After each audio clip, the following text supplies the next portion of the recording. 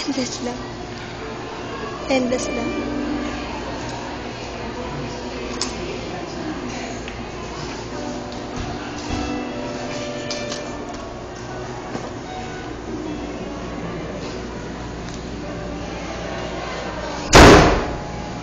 Ay, shit. Muntik na akong malaglag.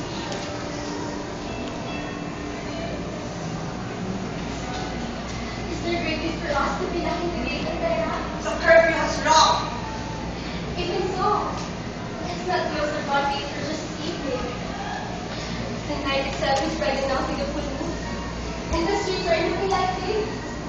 Are you so set on waiting? Huh? Begin na lolo for a minute, pera. But you have me going on because our old name. That's not your trouble! It is. You should be well pleased. I am happy at last. After doing my good share of hard work all these years not since father died. How did I help to make things go on this farm showing blood before the planting and the harvesting? Am I to be married to the soil forever with no happiness coming? If you should fall into disgrace, what are we to do? Your own kid will bear the brunt of your chosen shame forever? Shame? Is it a shame to be happy? Can't you appreciate what it is to have a name? What care I if I myself am not happy a little? Are you saying what listening at all? Huh? I love him so, Angela. I love him! Alright, but you know nothing about him whatever. It's only 3 months you've known him. I don't care about You that! have a duty to care! Mr. George loves me. I know he does. My heart tells me he does. I don't care what your wild heart tells you. What I care about is your own good self. You hear me? Huh? It's good to be Angela. Mr. George is a good man. He's a fine man, and I tell you, he loves me. I warn you, he'll be like thunder. No! No, he won't! He won't! Oh, yes, he will.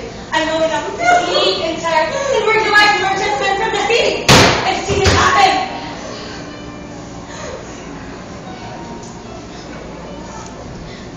Mr. George and I will be married someday. Soon and then. You'll build me a fine house in the city, and surely I'll bring you forth a good child into that house, and then you more if I'm able. Get married to him then if you can. But if you don't, so both of you are to enjoy your pleasure. No,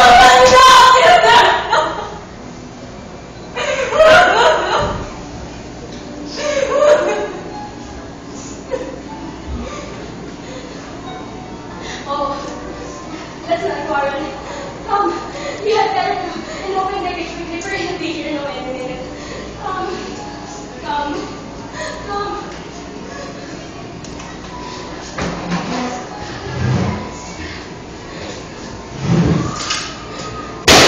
I like the lamp, Angela. You stay away from that lamp. It's my own lamp. Sure, I like it. Give me that lamp.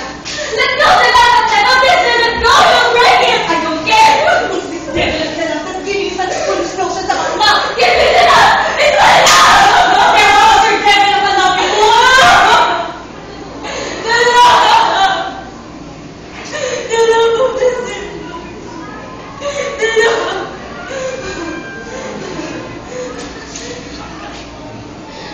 I open the gate. You can't. I won't tell you. We should speak as it is. Because the neighbor. Let me go. Because the scandal is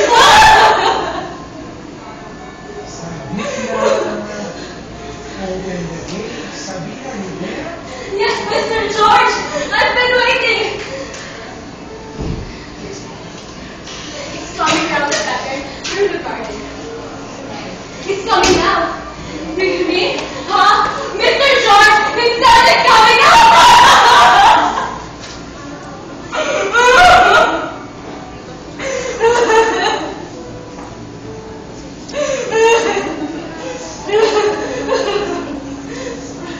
It's all right now.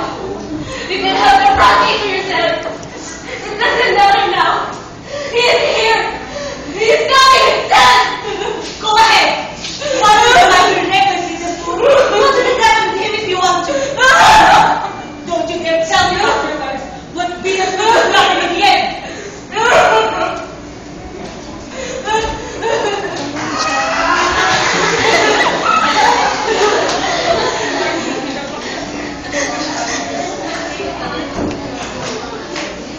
Dito.